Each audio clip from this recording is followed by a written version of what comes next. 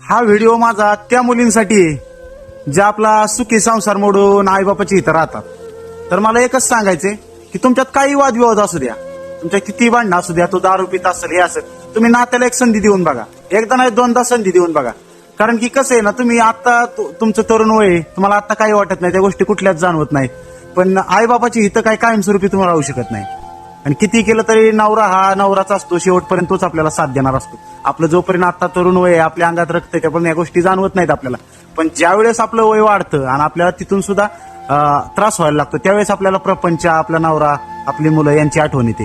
कारण की कसं आहे ना, कितीतरी मुले आज अशा आहेत ज्या माहेरी राहून आईबापाच्या कमाईचं साधन मानले आहेत, पण त्यांना ते आत्ता जाणवत नाहीये. आत्ता फक्त त्यांना तो नवरा वाईट दिसतो. आणि त्या आईबापांनाही मी सांगेल की तुम्हाला आत्ता तुमची मुलीचं हे दिसतंय की ती मुलगी कमवून आणते, हे करते, ते करते, प्रपंच चालवते, पण तिचं आयुष्य आहे, तिचा प्रपंच आहे, हे तिला आता समजत नाही. तुम्ही समजावलं पाहिजे.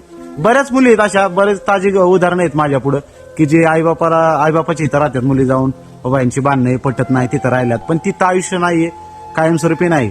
हा नवरा तुमचा, नवऱ्याला सुधारण्याचा प्रयत्न करा. तुम्ही हे करा, एकदा त्याला संधी देऊन बघा. कदाचित माझा हा व्हिडिओ पाहून 4-5 लोकांचे जरी संसार पुन्हा जुळले ना, तर मी स्वतःला खूप भाग्यवान समजेन. धन्यवाद. जय महाराष्ट्र.